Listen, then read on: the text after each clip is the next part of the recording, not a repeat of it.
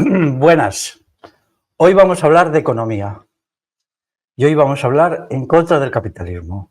Esta intervención tendrá dos partes, una que es la que hoy haré, que se refiere a la crítica básica del capitalismo, y la siguiente, que es la explicación de los fundamentos, principios y valores de una economía comunal que es la única que realmente es distinta y antagónica con el capitalismo. Quiero decir que iré presentando más intervenciones, muchísimas más, sobre el capitalismo en general y todas sus manifestaciones concretas, sobre todo el trabajo asalariado, los problemas que crea, porque estoy convencido que sin poner fin al capitalismo y sin poner fin a su principal malignidad, que es el trabajo asalariado, que es una forma de trabajo esclavo, trabajo servil, trabajo forzoso, no es posible regenerar a la sociedad y no es posible regenerar al individuo. Aquí tengo un antagonismo fortísimo con quienes, entre comillas, olvidan el problema del capitalismo y quienes lo defienden directamente de muchas formas. Así pues, hoy me limitaré a dar algunas pinceladas. El capitalismo es un fenómeno complejo y más adelante iré desarrollándolo en manifestaciones particulares, pero sobre todo prestaré atención a la alternativa, a la propuesta mía y también de la RI o Revolución Integral, que es una economía comunal en las condiciones del siglo XXI. El capitalismo no se puede estudiar o no se debe estudiar desde la teoría, porque la teoría es mentirosa. Yo he leído bastante de la llamada ciencia económica, he estudiado a sus autores principales, he leído sus principales obras y he llegado a la conclusión que es propaganda, que es adoctrinamiento. Ellos lo que pretenden es nada más que hacer bonito el capitalismo, defender a los multimillonarios, y eso es toda esta teoría, desde los tiempos de Adam Smith en el siglo XVIII hasta el último premio Nobel, que son verdaderamente una castaña. Los premios Nobel de los últimos 40 años, o todos ellos si queréis, son verdaderas castañas, ¿no? Te los venden como productos maravillosos y luego cuando lees sus cosas pues son algo incalificable de malo. Bueno, entonces decía que o la humanidad acaba con el capitalismo o el capitalismo acaba con la humanidad. Eso es así, incluso en el sentido biológico, ¿no? La ola de enfermedades que está originando el trabajo asalariado, por ejemplo, que ya no lo soporta nadie, desde la depresión a las muertes los lunes por infarto, etcétera, porque es un horror, es un espanto lo que significa y lo que es el trabajo asalariado, pues debe ser denunciado y debe ser combatido. Uno de los elementos decisivos de la revolución industrial es la eliminación de la revolución integral, es la eliminación del capitalismo. Y en mi libro Manual de la Revolución Integral dedico quizá un tercio de un libro que, bueno, va a salir ya bastante pronto, pero por desgracia me ha salido más voluminoso, más de lo que yo hubiera querido, pues se dedica también a la exposición del capitalismo y sobre todo, de su crítica práctica a partir de la economía comunal. Vamos a pasar revista entonces ahora a la gente que está a favor del capitalismo, es decir, la gente que pues le gusta, le parece bien, muy a menudo porque no tienen ni idea de nada, porque son unos ignorantes, porque dicen las bobadas que oyen por ahí sin ningún sentido crítico, pero vamos a avanzar en lo que esta gente plantea. En primer lugar, la extrema derecha, claro que sí. O sea, el movimiento en alza es el movimiento que está apoyando precisamente a la gran empresa capitalista, además de los estados. Y entonces la extrema derecha, los neofascistas, los neofalangistas, los conspiracionistas, los neonazis, hacen unas críticas de vez en cuando al capitalismo, críticas entre comillas, porque ellos son el capitalismo puro y duro, el capitalismo puro y puro, el capitalismo salvaje, el capitalismo manchesteriano, como se decía antes, por el capitalismo que en el siglo XIX hubo en Manchester en la Revolución Industrial Inglesa, que era una pesadilla, algo mucho peor que las haciendas esclavistas del sur de Estados Unidos. Lo que la extrema derecha propone es la estatización de la economía. Nunca queda claro, porque ellos siempre están con juegos de ambigüedades, si toda la economía, que es una barbaridad, o si una parte creciente. Todo esto le llaman nacionalización y te dicen, nacionalización de esto, nacionalización de lo otro. Bueno, nacionalización es la fórmula para convertir una empresa o una sociedad económica en propiedad del Estado. La nación es el Estado. Entonces, esto es lo mismo que se hizo con el comunal. Se privatizó así primero el Estado y convirtió los bienes comunales, propiedad de los concejos y de los pueblos, en bienes nacionales. Él los nacionalizó y una vez que los había nacionalizado, una parte muy importante de ellos los vendió en pública subasta a particulares. Entonces, la nacionalización es estatización, lo mismo que socialismo, es decir, socialización de una empresa es exactamente lo mismo, significa que pues el Estado se hace cargo de ella y entonces nada cambia en ella. Es decir, se convierte de capitalismo privado en capitalismo de Estado. Yo estoy tan en contra del capitalismo de Estado como del capitalismo privado y del capitalismo privado como del capitalismo de Estado, porque no hay ninguna diferencia entre ellos. Ninguna. Todo funciona igual. Quizá la única cuestión es que son los partidos políticos y toda esta gente la que mete el cazo todo lo que puede en las empresas nacionalizadas. Y esto, pues, claro, a mí no me convence nada. Ellos hablan de una banca nacional. Suena bien esto nacional, ¿no? A algunos les suena bien, a mí me suena horrible porque me recuerda a la revolución liberal del siglo XIX que se hizo con el fenómeno nacional, el Estado-Nación, la milicia nacional, que era la banda fascista que impuso el liberalismo a los pueblos de la península ibérica en la mitad del siglo XIX hasta que se constituye la Guardia Civil. Y entonces la nacionalización es la estatización, el desarrollo del capitalismo de Estado tan repugnante como el capitalismo privado. Al mismo tiempo, los neonazis presentan dos tipos de capitalismos. Hay un capitalismo malo, que es el capitalismo judío, que es horroroso por criterios raciales, y un capitalismo bueno, que es el capitalismo ario. Esto, aparte de una maldad racista, es también una barbaridad, porque el capitalismo en sí mismo, como sistema de producción, como economía, como funcionamiento sobre el terreno, es igual, exactamente igual en todos los casos, sea judío, sea ario, sea de color rosa, sea lo que sea, igual si es estatal o si es privado. Todo él se basa en la explotación de la mano de obra, en la imposición del trabajo salariado, en el lucro como objetivo fundamental, de ahí su carácter deshumanizado y brutal. Así pues, esta distinción entre un capitalismo y otro pues es falso. Luego también los neonazis y los conspiracionistas ahora hacen una distinción entre el capitalismo financiero, el que consideran malo, y el capitalismo productivo. Aunque ellos no emplean la palabra productivo, pues porque bueno, pues su ignorancia es enorme, no tienen ni idea, cuando lees sus cosas lo único que haces es aburrirte y decir, pues ya está bien, de leer necedades de gente ignorante y de gente, pues, bueno, de gente con un nivel intelectual por los suelos. Pero entonces el capitalismo financiero, vamos a ver, las finanzas es una parte del capitalismo, ¿no? El capitalismo es financiero, o es industrial, o es agrario, o es de servicios, o es, bueno, es un capitalismo comercial. Hay muchos tipos de capitalismo, cada uno en aquella parte del proceso productivo que corresponde. Es verdad que hoy el capitalismo financiero está exacerbado, es decir, las finanzas se han convertido en un monstruo de ser una parte chiquitita del conjunto del capitalismo, como podían ser incluso hace solo 60 años, se han ido ampliando y entonces hoy tenemos pues un mundo de las finanzas, de los bancos, de los fondos de inversión como BlackRock, de los fondos de pensiones, de todo esto que es descomunal. Pero esto es debido al desarrollo del parasitismo, al propio desarrollo del parasitismo.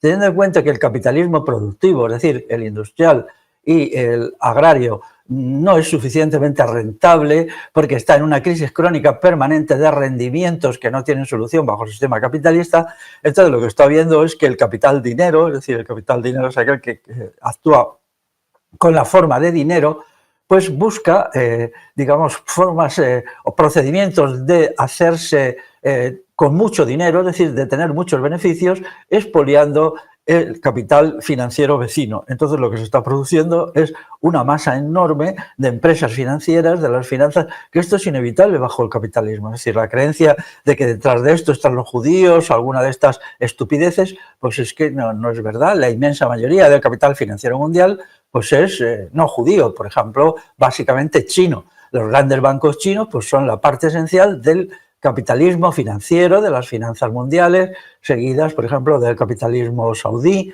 o de los petrodólares, y luego está también la banca suiza, en la banca vaticana, etcétera. Tendría que hacerse una relación muy completa, el Banco Central Europeo también, la Reserva Federal, que es una institución del Estado, etcétera. El Estado yanqui, claro. Entonces, estas son las tesis de más o menos de la extrema derecha.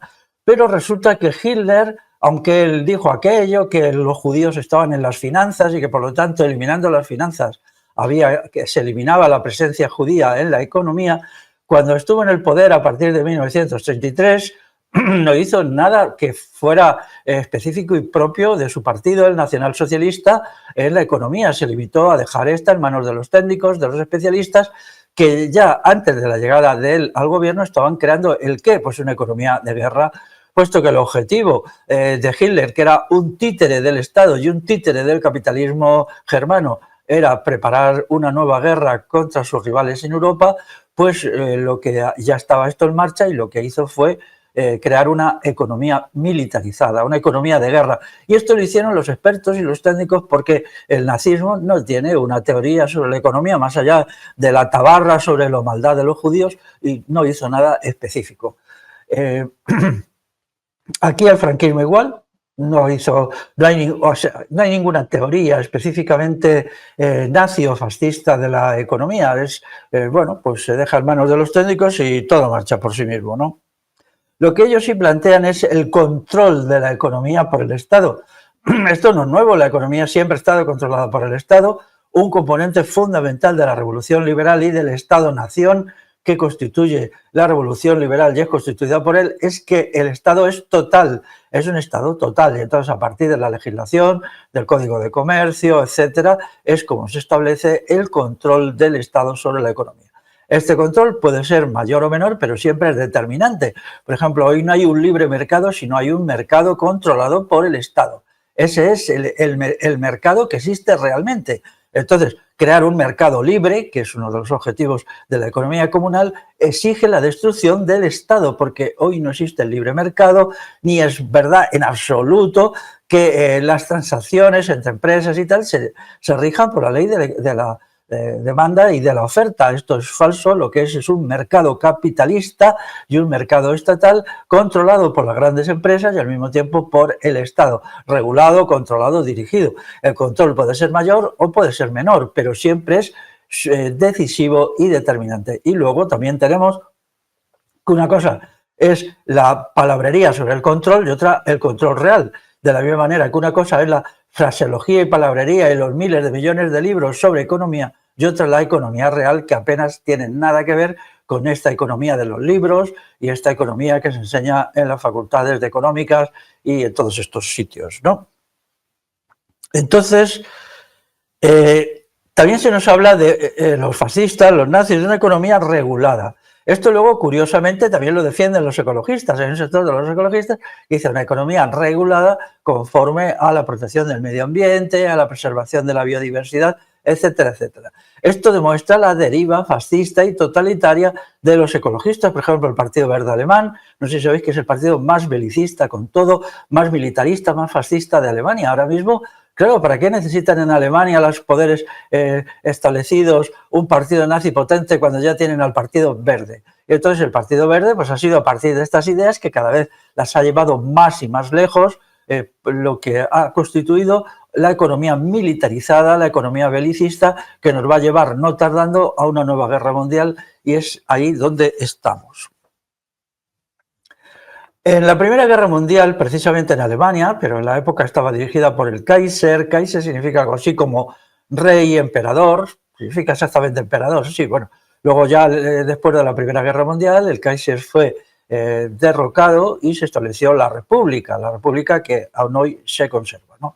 Pero entonces, bajo el sistema de gobierno del Kaiser, se estableció una economía de guerra dirigida por el Estado Mayor. El Estado Mayor del Ejército organizó la economía y entonces, pues, ¿para qué? Para maximizar su capacidad de acción en la Primera Guerra Mundial, que fue muy costosa económicamente. Entonces, ellos lo regulaban todo, absolutamente todo, desde cuántos cañones se producían y cómo, hasta cuántas barras de pan y cómo se producía, todo. Este es el modelo de economía regulada. Es una economía militarista y militarizada, que por cierto fue el modelo que copiaron los bolcheviques. Los bolcheviques copiaron esto tal cual, y eso es lo que ellos llamaron socialismo. Imaginaos, ¿no? Porque es verdad que Carlos Marx, en toda su verborrea, no dice nada de cómo funciona una economía socialista. Es verborreico el pobre hombre, sobre todo en su libro El Capital, 3 tomazos ahí que te tienes que leer sufriendo un montón, pero luego después él no dice nada. Estos bolcheviques, que no sabían por dónde tirar, conocían la experiencia de Alemania, de cómo el Estado Mayor había regulado casi al 100% la economía alemana, y decidieron que eso era socialismo. O sea, daros cuenta qué ridículo, pero esto es lo mismo que pretenden ahora los ecologistas, los verdes, toda esta gente que sale gritando contra la destrucción del medio ambiente, pretenden llevarnos a una economía regulada, es decir, una economía militarizada. El Partido Verde Alemán lo está haciendo ya, están ya ellos regulándolo todo, porque como quieren que su país, y con él toda Europa vasalla, toda la Unión Europea, que es vasalla de Alemania, entre en guerra con Rusia, pues entonces nos quieren llevar a ese asunto con esta cuestión. Así pues, nada de nacionalización, nada de socialización, nada de regulación, nada de capitalismo de Estado. Todo esto es capitalismo, y yo diría de alguna manera el capitalismo peor, porque es el capitalismo belicista que lleva a la guerra. Ahora vamos a ver qué defiende ante la economía, por ejemplo, la izquierda fascista. Es decir, ¿quién es la izquierda fascista? Pues Podemos, y luego ya el Partido Comunista también, lo que queda de él, de esa cosa asquerosa que es el Partido Comunista, totalitaria, neonazi también, porque estos son todos neonazis, ¿no? Son neonazis con fraseología diferente.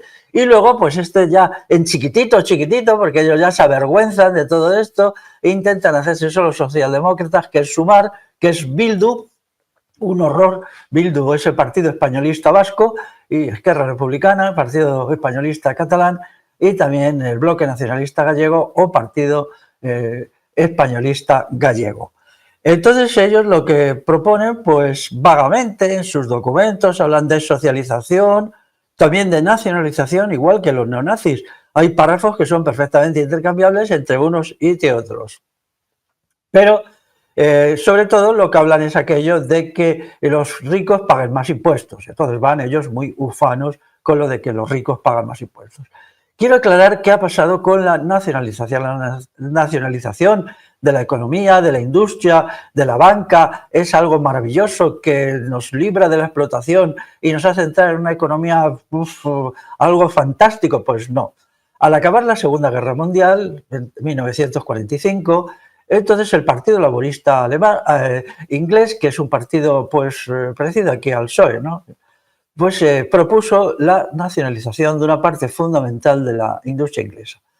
Y se pensó que con eso, pues los trabajadores, al sentirse socializados, iban a trabajar más duramente, más activamente, iban a ir al trabajo cantando y bailando y riendo, y no sucedió nada de esto. En primer lugar, los trabajadores vieron nada en absoluto, sus condiciones deplorables, laborales, desastrosas, enfermantes, la cantidad de accidentes de trabajo se mantuvo igual, la opresión en el acto laboral se mantuvo igual, ellos se sintieron igual de esclavos, igual de despreciados, igual de machacados por los gerentes, por los ingenieros, por los técnicos.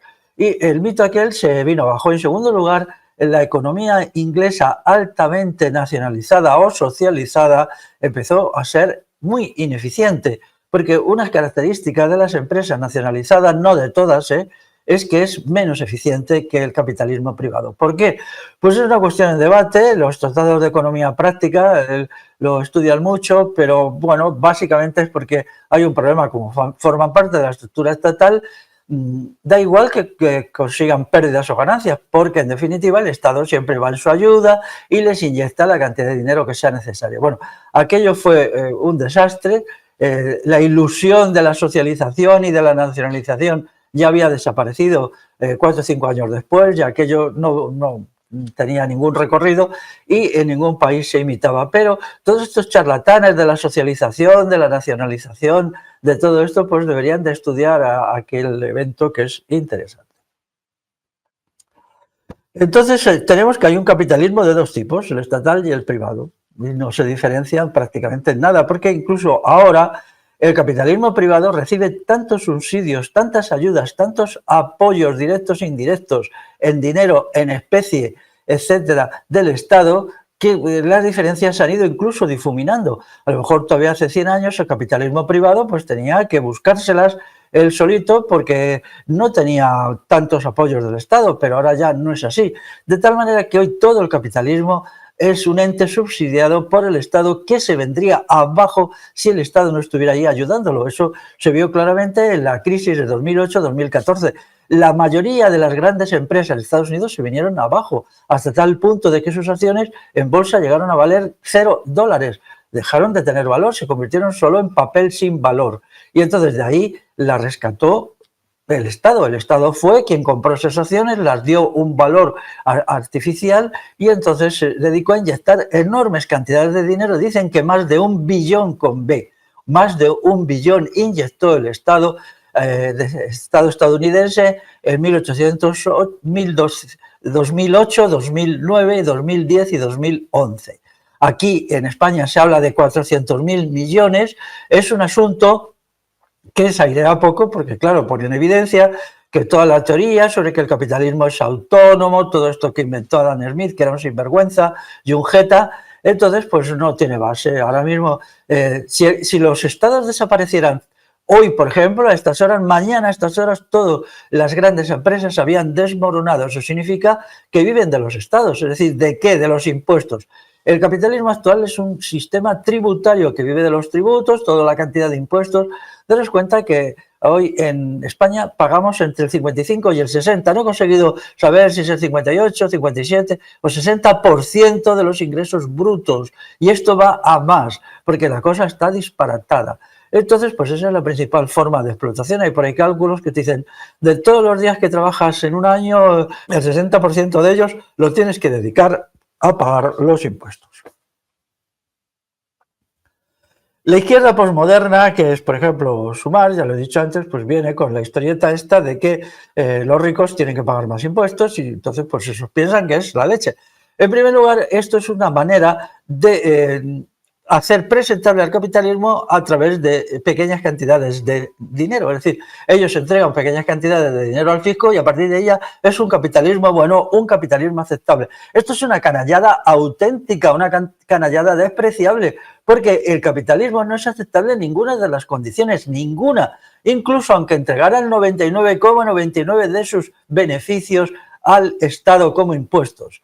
Pero encima de todo esto es un engaño, porque las cantidades de dinero que cuando se incrementan los impuestos a las grandes empresas, que suele ser mucho más verborrea que realidad, luego vas a mirar la realidad y es algo insignificante y algo que a menudo ni siquiera se cumple, pues ese dinero de más, supongamos que ha ingresado esos masa monetaria además que ha ingresado el Estado, pues resulta que luego lo ingresa con una mano y se lo devuelve multiplicado por 1000 o por 100.000 a estas mismas empresas a través de estas subvenciones, de estos subsidios, de estas ayudas que tienen muchísimas características. A ver si en algunas de estas intervenciones hago una lista de las maneras como el Estado mantiene a la gran empresa, que no es solamente entregándoles dinero, eso es una parte. Hay muchas formas que no hay por medio dinero, pero son una legislación, por ejemplo, que apoya de tal manera a la gran empresa que entonces pues esta se siente extraordinariamente beneficiada. Por ejemplo,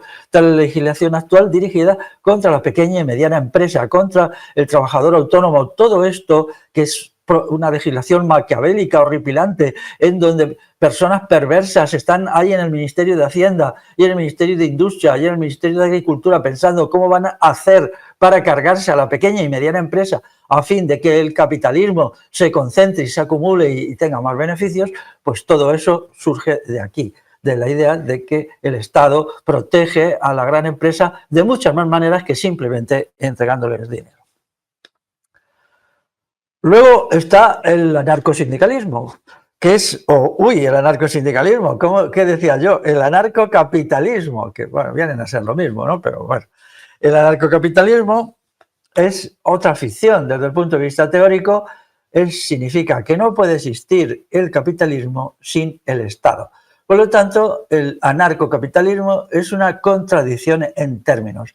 Si eliminamos el Estado, el capitalismo desaparece, pero desaparece inmediatamente, porque ya es una forma de organizar la economía artificial, artificiosa, que ya ha cumplido su ciclo vital, y lo que hay que hacer es darle una patada en el trasero y mandarle, como dijo alguien, al basurero de la historia, porque en el presente ya no tiene sitio.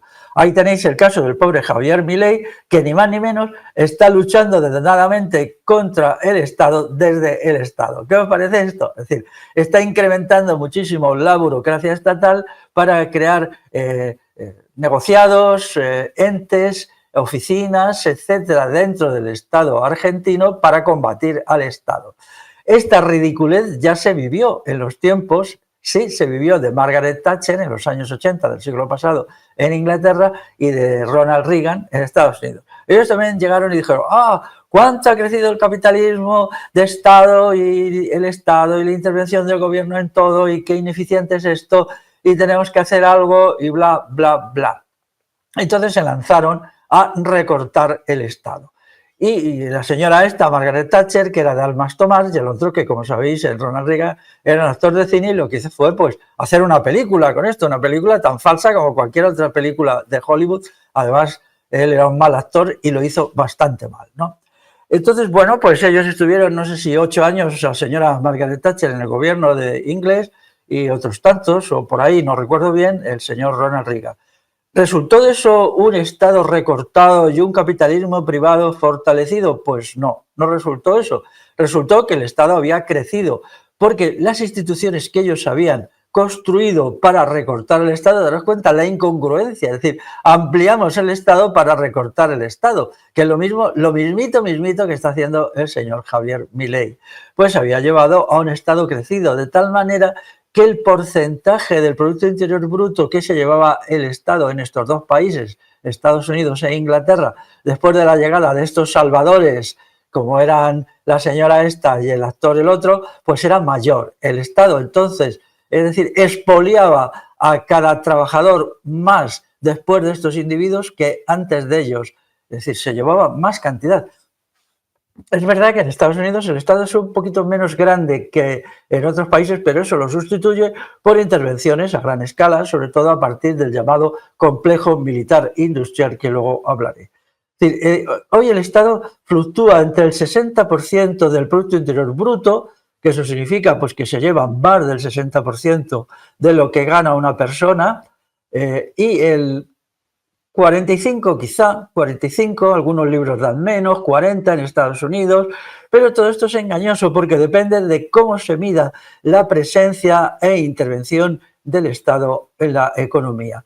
Por lo tanto, yo supongo que la media real para todos los países desarrollados del mundo pues está entre el 50 y el 55%. Y en España supera esa cantidad. Vamos a ver ahora, porque lo tenemos cerca, qué es la economía de guerra. Hay dos tipos de economía de guerra: la economía de guerra estricta y la economía de guerra total.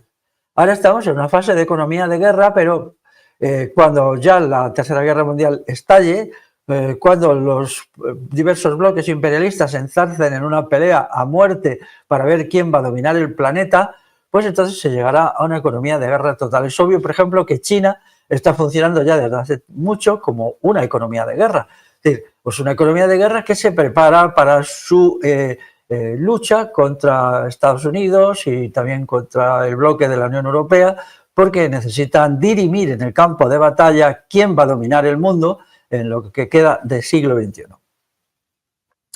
El fundamento de la economía de guerra es el principio de la seguridad nacional. Es decir, más allá de la creencia en que todo funciona por el beneficio y el lucro, como te dice muchísima gente y todos los teóricos de la economía, está el principio de la seguridad nacional. ¿Esto qué significa? Que todos los estados en el interior de su país organizan la economía por medio del ejército, subrayo, por medio del ejército, para que ésta sea eficiente en caso de un enfrentamiento bélico. Entonces toman medidas coherentes con la seguridad nacional. De vez en cuando aparece en los medios, en los noticiarios, el principio de la seguridad nacional. Dicen, tal o cual país no ha permitido que tal o cual banco de otro país compre esta empresa porque eso afectaría a la seguridad nacional. Eso significa que la empresa que no han permitido que compren otros extranjeros ajenos es porque es una pieza clave de la estructura que se tiene para caso de guerra. Hay muchas empresas que están ahí preparadas para su reconversión en empresas de producción militar en cuanto que hubiera necesidad de ellos. Esto, bueno, hoy son unos hipócritas que lo hacen de tapadillo, pero en el siglo XIX y el siglo XX hasta mitad, pues vamos, el Ministerio del Ejército o de Defensa, como se dice ahora, te daba, en cuanto que se lo pedías, una lista de las empresas que estaban intervenidas por el ejército para reconvertirlas a la economía de guerra. Y ellos estaban allí interviniendo, asesorando e imponiendo normas y criterios incluso mucho antes de que hubiera ninguna guerra, incluso en una situación de paz y en donde no se preveía que hubiera ninguna guerra, el ejército intervenía. Entonces, el principio de la seguridad nacional es decisivo para la comprensión de lo que es la economía real en todos los países. Es decir, la economía realmente existente, no las bobaditas y las necedades que leemos en los tratados de economía teórica. Una economía de guerra, que es la que ya se está implantando aquí, aunque todavía no de guerra total, se caracteriza por lo siguiente. El ejército refuerza su control habitual sobre la economía. Digo refuerza, no impone, porque ese control ya existe siempre. En segundo lugar, las inversiones se dirigen más bien hacia la gran industria, la industria metálica, la industria química, las industrias de alta tecnología, que son las que necesitan los ejércitos. El otro día me hizo gracia porque leyendo un texto de asuntos militares, un señor yanqui reconocía abiertamente que Silicon Valley, el famoso Silicon pues trabaja para el ejército y es fundamental para lo que llaman la defensa en Estados Unidos. Por fin nos estamos aclarando que todas estas economías punteras que son el no va más de la tecnología y que van a crear una vida mejor y tal, lo que van a crear es una guerra mejor para los altos mandos del ejército y peor para los pueblos, para los soldados combatientes, etcétera, etcétera. Pero bueno, es bonito que reconozcan la verdad, ¿no? Una economía de guerra significa también más horas de trabajo, unos ritmos de trabajo más altos y salarios menores. Significa también desarrollo tecnológico casi exclusivamente militar. Necesita unos impuestos de guerra, unos impuestos especiales, no solamente va a haber menos salarios y unos ritmos de trabajo más altos, sino que el Estado impone unos impuestos. Por lo tanto, se caracteriza por su escasez y por la inflación. Hay una escasez de bienes básicos, puesto que los ejércitos son grandes consumidores de todo, también de alimentos. Toda guerra ahora mismo se está haciendo, todos los ejércitos necesitan almacenar cantidades inmensas de alimentos. Por ejemplo, se decía que en la Segunda Guerra Mundial, por parte de Estados Unidos, un arma fundamental, arma entre comillas, para ganar y que le llevó a la victoria, era la lata de carne de vaca, una lata de carne de vaca. Entonces esto era lo que solían comer los soldados y aquí Franco pues ganó en gran medida la guerra civil con un arma tecnológica tan impresionante como eran las latas de sardinas. Los soldados de Franco pues ya se sabía, ¿no? Comían latas de sardinas a porrillo y entonces pues esto era lo que les permitía mantenerse en pie. Era el chusco de pan o una barra de pan que hacía el ejército y la lata de sardinas y marchando. Entonces esto es decisivo, pero claro, para hacer esto todos los ejércitos necesitan acopiar una enorme cantidad de alimentos, enorme, inmensa, que van guardando en las diversas formas de conservación para cuando estalle la guerra, pues abastecer a sus ejércitos. En Estados Unidos se habla abiertamente, o algunos estudiosos lo hablan, los más honrados, del complejo militar industrial, que se escribe de la siguiente manera, se abre comillas, complejo militar, guión industrial, se cierran comillas. Esto significa que allí ya a mediados del siglo XX se creó una especie de fusión o interpretación entre el ejército y la gran industria para producir los elementos de combate básicos, los elementos tecnológicos y también, como he explicado, los sistemas de alimentación de las tropas. Este es el complejo militar industrial cuyo centro es el Pentágono es el Ministerio de Defensa, es decisivo para entender la economía, porque la economía de un imperio, y Estados Unidos es un imperio, o no es un imperio, es un imperio, ¿no? Tiene 800 bases militares fuera de su país, necesita una economía siempre.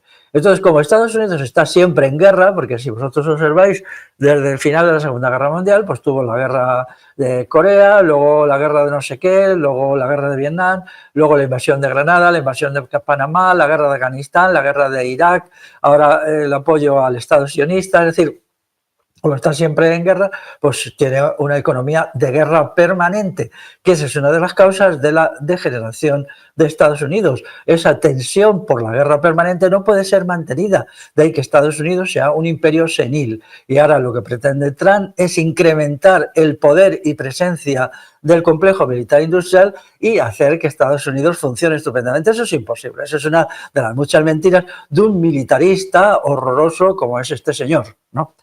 Entonces, el Pentágono es el centro del complejo militar industrial, es decir, el Ministerio de Defensa se llama Pentágono porque está en un edificio pentagonal, que es inmenso.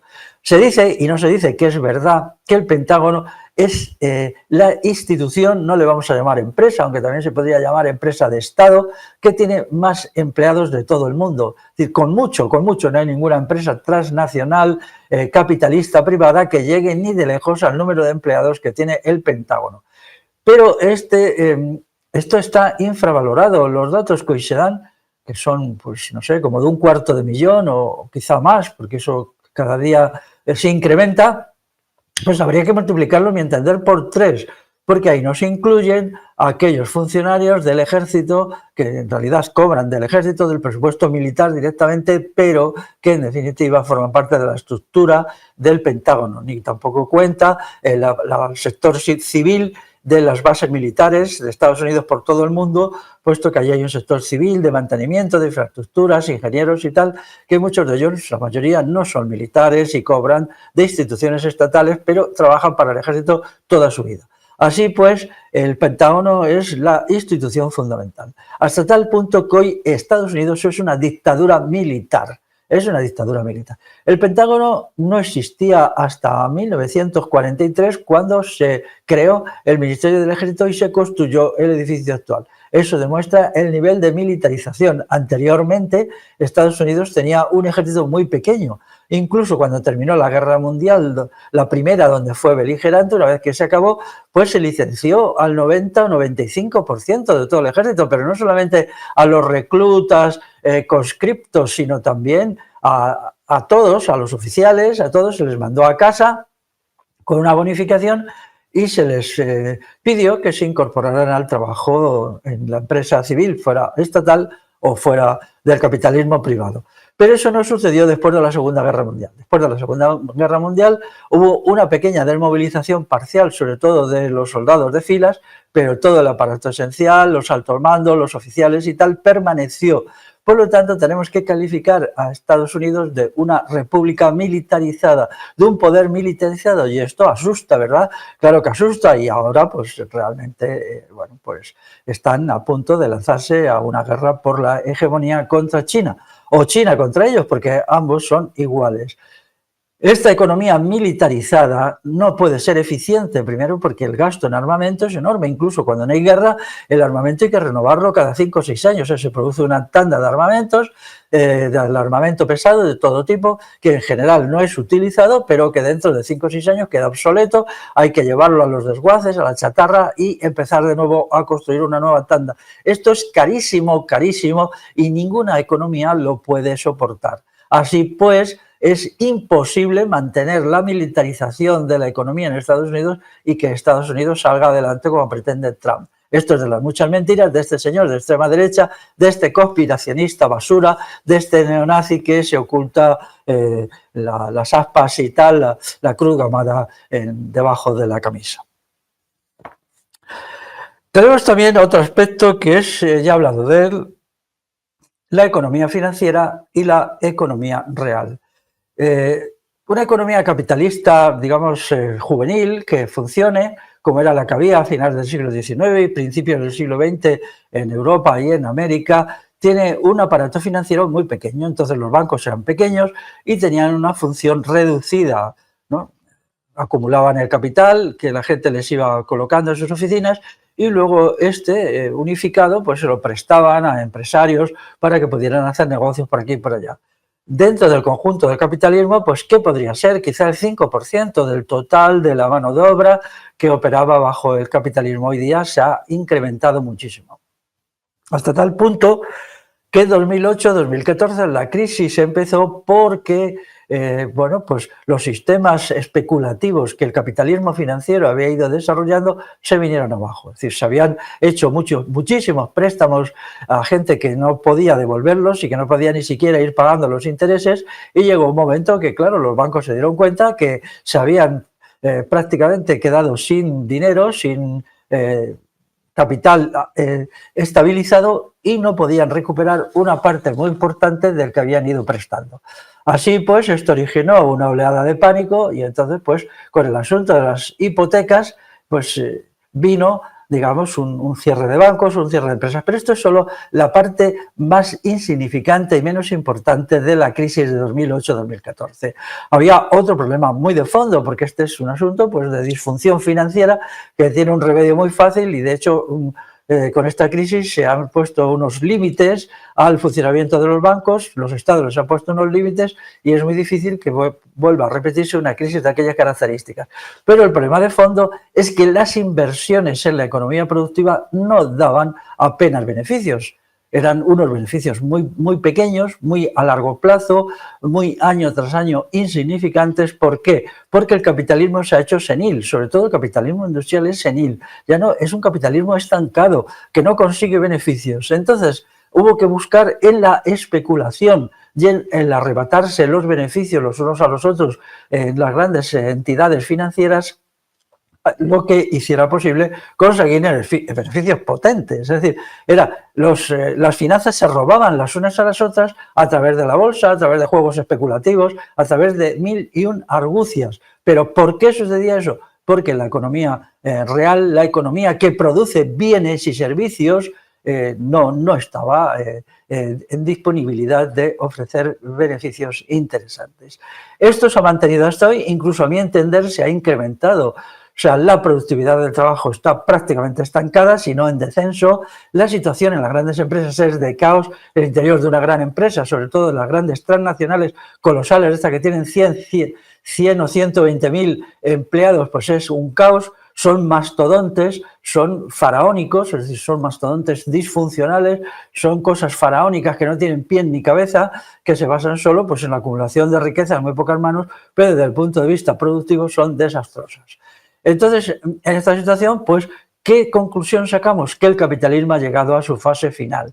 El grado de concentración que ya ha logrado y la salarización general de la mano de obra ha logrado un capitalismo ineficiente, que ya no produce bienes más que a costa de unos gastos enormes y en unas condiciones bastante funestas.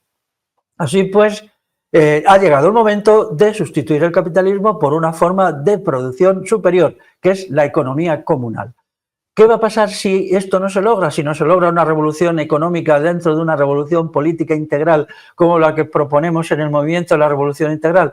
Pues que sencillamente el mundo se irá hundiendo cada vez más en la ineficiencia, en la improductividad, en la baja calidad. Observar la baja calidad de todo lo que tenéis a vuestro alrededor, de todo, la basura que es todo. ¿Por qué? Porque hoy los escasos rendimientos que consiguen las empresas son debidos a que merman bienes de primera calidad para poder conseguir algún beneficio. Es decir, estás metiendo productos de segunda, productos de tercera, materias primas de segunda y de tercera, con malos tratamientos y malas calidades para conseguir algo. Así pues, el capitalismo ha llegado al final. ¿Cuándo ha llegado al final? Pues, en mi entender, a finales del siglo pasado. Ya lleva 30 años en esta situación de chapucería productiva. Así pues, se necesita una revolución económica y una economía comunal que sea realmente productiva. Eso lo veremos en otra intervención mía que se dedicará a este asunto.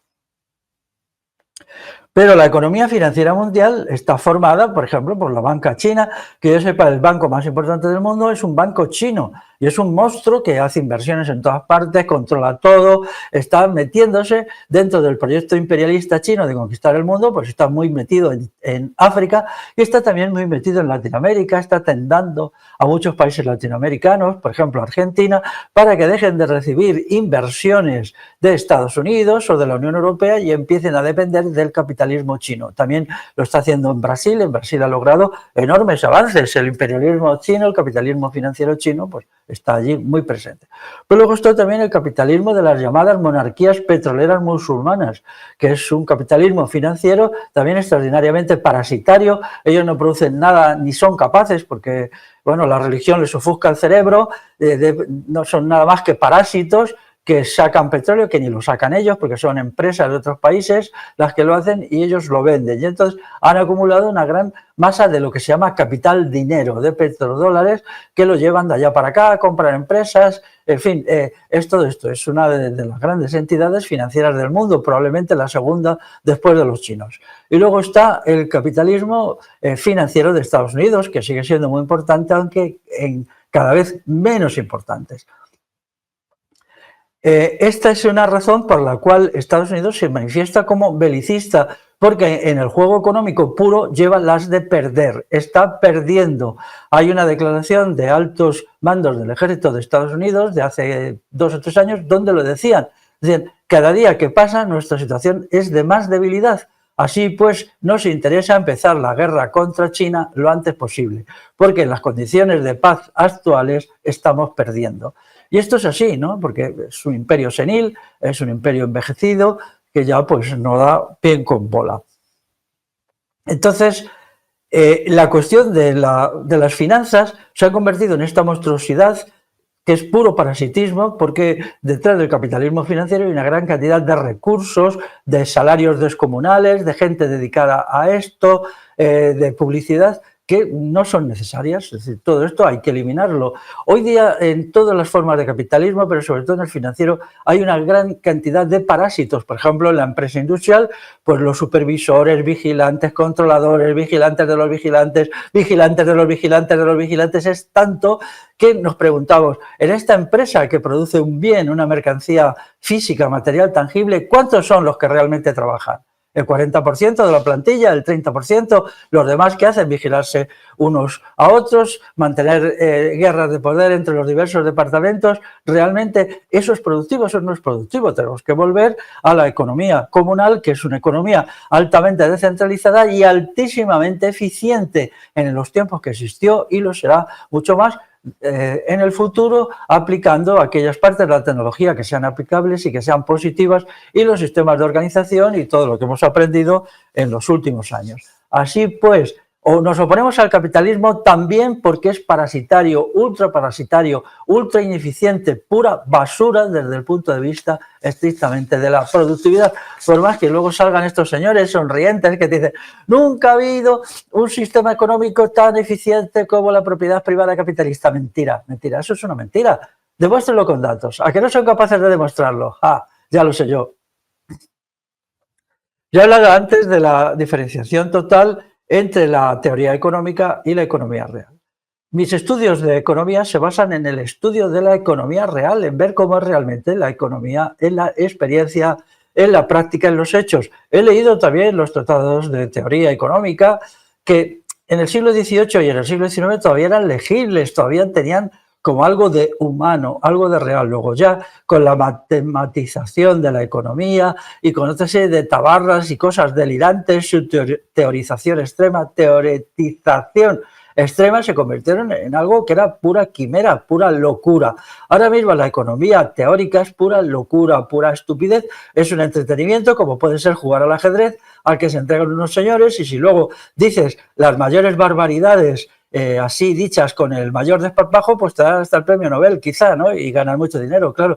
Y luego hay memos que leen tus comentarios en los grandes periódicos del mundo bueno, pues se los creen cuando lo único que dicen los premios Nobel son perogrulladas y necedades. Pero hace ya años, hace 10 años leí que estos artículos que escriben en el New York Times y todos estos, pues les dan por una bobadita que ni siquiera la escriben ellos, la escriben los negros a su servicio, $10.000. ¿Qué os parece? Que ahora serían el doble, teniendo en cuenta la pérdida de valor del dólar. O sea, $20.000 por un articulito que se lee en 10 minutos y que no dice nada. Simplemente tienes el premio Nobel para eso, puesto que artículos como esos puedes escribir 100 para diversos periódicos del mundo, multiplicar 100 por 20.000 dólares y os dirán qué ganan estos señores en un día. Esto no es parasitismo, esto no es intolerable que ellos ganen en un día más que un trabajador en toda su vida. Es increíble, ¿verdad? Pues así es hoy el sistema. Luego tenemos el fenómeno de la moneda, el dinero. Hay gente que la economía es el dinero, nada más. Y se pasan el día dando vueltas al dinero y tal, cuando el dinero es bueno, una realidad que no surge de la economía. O sea, la acuñación de moneda en los tiempos antiguos lo realizan los estados y se hace para pagar impuestos. Quien diga que la moneda se hace para promover el comercio y el intercambio os está mintiendo. La economía estatal la crean los estados para pagar impuestos y se acuña moneda.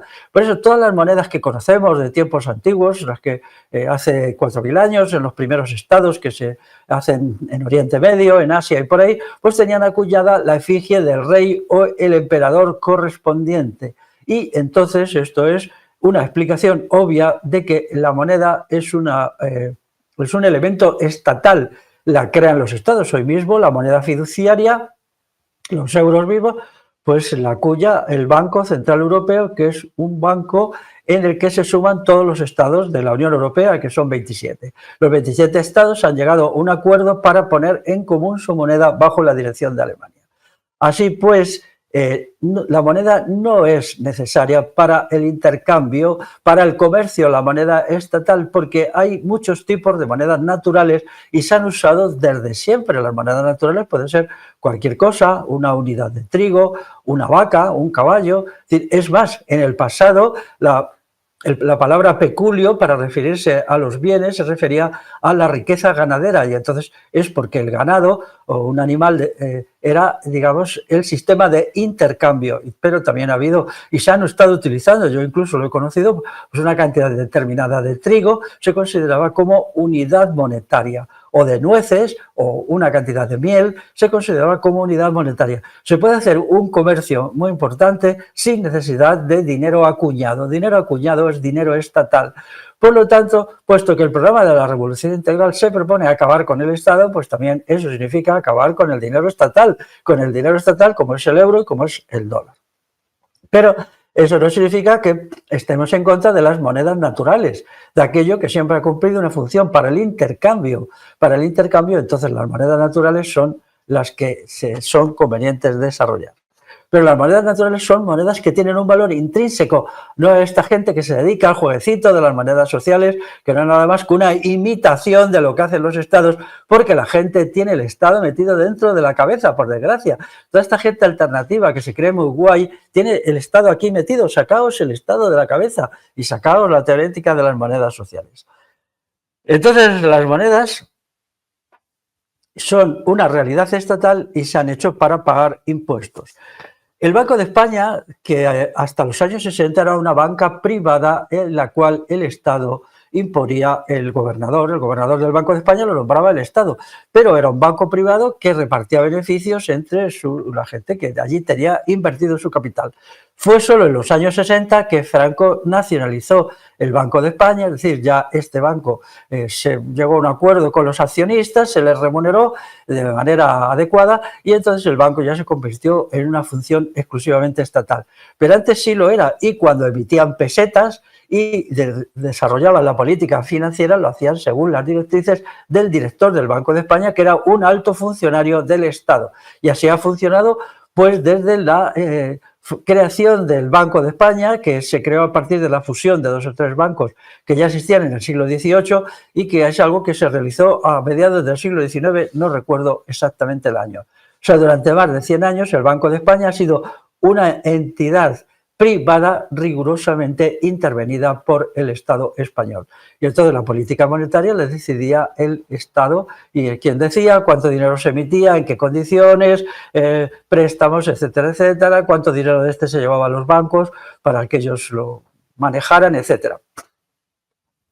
Igual durante mucho tiempo ha funcionado la Reserva Federal de Estados Unidos y entonces la Reserva Federal pues tiene un gobernador que es puesto allí por el Estado de Estados Unidos y que cumpla rigurosamente las órdenes que recibe del Estado, y que todos los funcionarios de la Reserva Federal tienen que cumplir las normas y los criterios y las órdenes que le manda el gobernador de la Reserva Federal. Hay que tener en cuenta que los ministerios, todos ellos y todo el Estado, opera por principios de jerarquía iguales a los de los ejércitos. En realidad, todos los ministerios, todo el aparato de Estado es una copia del ejército. Hay alguien que manda y alguien que obedece, y el que no obedece es sancionado, y a veces duramente. Se le puede sancionar de muchas maneras, incluida la expulsión, la degradación y la cárcel. Entonces, es un sistema de arriba abajo. Igual funciona en las universidades. El catedrático jefe da órdenes a sus subordinados, y estos tienen que obedecer y tienen que cumplir y explicar lo que se les dice. La libertad de cátedra, pues una palabrita bonita más de las muchas que usan. El Banco Central Europeo funciona de la misma manera. La Comisión Europea nombra un gobernador que es el que se encarga de realizar la política económica tal como se dice. Del sistema tributario, pues ya hemos hablado antes. Decía, en España nos acercamos al 60% de nuestros ingresos totales, los que se lleva el Estado. El Estado se lleva el 60%. Pero, ¿cuánto realmente se lleva el asalariado? Vamos a ver, he hecho un cálculo. Una persona que esté trabajando como asalariado, pues produce unos bienes, unos servicios con un valor determinado. De ellos, el 55 más o menos se los lleva el Estado, 55-60, el 30-35% se los queda el empresario como explotador de la mano de obra, y aproximadamente el 10% menos es lo que le llega al sufrido asalariado. Las condiciones de explotación hoy de la gente son leoninas, son brutales, son despiadadas. El 90% de los bienes o servicios que una persona produce como trabajador, como proletario, como asalariado, no le llegan a él, se los queda principalmente el Estado y secundariamente, pero muy significativamente, el capitalista, el empresario explotador. Y él se queda con un 10%. Pones la mano y dices, pero bueno, esto que me ha costado tanto esfuerzo, madrugar tanto, trabajar, llegar exhausto, no poder atender a la familia, no tener familia, vivir como un esclavo, y luego me dan esta miseria, y esta miseria es creciente. Incluso en un reciente informe se ha dicho cómo la disminución de los salarios monetarios y más aún de los salarios reales es algo tan impresionante en los últimos años que se ha creado un tipo de clase obrera o de clase asalariada famélica en nuestro país que puede ser más de un tercio del total. Estamos volviendo al capitalismo de la Revolución Industrial Inglesa, donde la gente iba muerta de hambre a los trabajos, y entonces está en la situación del capitalismo, en contra de como se nos ha dicho que íbamos a ir cada vez a mejor y que todo iba a ser maravilloso y que íbamos a ganar cada vez más. Lo que está es siendo cada vez menos. Esto no cumple, por supuesto, para las clases medias, guapas y bonitas, que son los votantes de Podemos, los votantes de Vox, los votantes de Sumar, por ejemplo, que son la gente chachi y guapa, estas clases medias que dependen todas del Estado y que cada vez tienen salarios más importantes porque sirven al Estado, y entonces el Estado les remunera de una manera muy sustanciosa. De ahí que ellos digan, la revolución, qué horror, qué asco. Claro, ellos ¿para qué le necesitan? Si se llevan miles de euros y luego muchos más indirectamente cada mes. Por lo tanto, la situación de explotación es algo que no podemos permitir y que lo vamos a eliminar. En una economía capitalista existe la explotación, pero en una economía comunal no existe en absoluto, y el trabajador se lleva el producto íntegro de todo su trabajo, íntegro, al 100%, sin impuestos y sin explotación. Y entonces es una de las maravillas de la economía comunal, pero lo veremos en una segunda intervención. Para ella también dejaré el trabajo asalariado, el horror y espanto del trabajo asalariado. Cuando acabemos con el trabajo asalariado podremos decir, la esclavitud ha terminado en la historia de la humanidad. Mientras exista el trabajo asalariado, existirá la esclavitud. Sí quería hablar de cómo la acumulación de capital enorme, la creación de sujetos multimillonarios, es una negación de la libertad. Esto es de sentido común. Donde hay gente que tiene miles de millones, no hay libertad, porque esos miles de millones los utiliza en contra de la gente que entra en conflicto con él, que se lo opone. Es decir, donde hay una economía tan concentrada en que una minoría se queda con toda la riqueza o con la parte del león de la riqueza, y da al resto las migajas, no existe libertad. Una sociedad de la libertad es una sociedad sin multimillonarios, porque donde hay multimillonarios no hay libertad civil, porque ellos crean precios de monopolios, manipulan la economía, manipulan los mercados según sus propios beneficios, machacan a los trabajadores autónomos a partir de su poder económico. Existen tiranías políticas y existen tiranías económicas. Por ejemplo, Donald Trump es un tirano económico, que ahora quiere convertirse además en un tirano político, llegando a ser presidente de Estados Unidos, que lo será, porque como es un belicista, Estados Unidos quiere empezar la Tercera Guerra Mundial con Donald Trump como presidente del gobierno. Entonces, vamos a acabar con los tiranos económicos para conseguir la libertad civil, que es imposible cuando la riqueza está súper concentrada. No se trata, ya lo explicaré en el asunto de la economía, de que haya una igualdad económica, puede existir pequeña empresa y debe existir, mediana empresa, hay gente que puede tener dinero, mucho más que otros, pero dentro de unos límites que no afecten a la libertad. El problema de la libertad está por encima de todo y no vamos a permitir que nadie niegue la libertad de la sociedad, que niegue la libertad civil, que niegue la libertad política. Allí, por ejemplo, en Estados Unidos es sabido que solamente los muy ricos, como Trump, pueden meterse en las campañas electorales que son carísimas. Entonces, ¿dónde está la libertad política? Es muy distinta hace 100 años que cualquiera, como las campañas electorales eran baratitas y al mismo tiempo no había la concentración del poder y la riqueza del poder económico que hay hoy en Estados Unidos, pues había mucha gente que teniendo 2 chavos se lanzaba la campaña y alguno de ellos llegó hasta ser presidente. Pero de esto hace ya mucho tiempo, hace 100 años, ahora ya eso no sucede. Y por supuesto, donde hay mucha riqueza concentrada, no existe la libertad de conciencia, porque lo que hacen esta gente es comprar intelectuales, comprar artistas, comprar publicistas, comprar cineastas, para la manipulación mental de las multitudes según los intereses suyos como multimillonarios. Entonces, al no existir las libertades, necesitamos conquistar una sociedad de la libertad poniendo final a la acumulación de la riqueza. ¿Cómo? Expropiando sin indemnización a todos los multimillonarios, a todos los ricachones, a todas las empresas transnacionales y con ellas creando el sector comunal de la economía, que será un sector controlado, una propiedad, una copropiedad de la gente normal. Y ahí trabajaremos, pero aparte existirá la economía familiar, la pequeña y mediana empresa. Eso es la economía comunal y a eso nos dirigimos para acabar con todos los horrores del capitalismo. Muy bien, pues amigos, estad atentos a mi intervención sobre cuáles son los fines, principios y valores de la economía comunal, que lo desarrollaré en cuanto me sea posible. Hasta luego.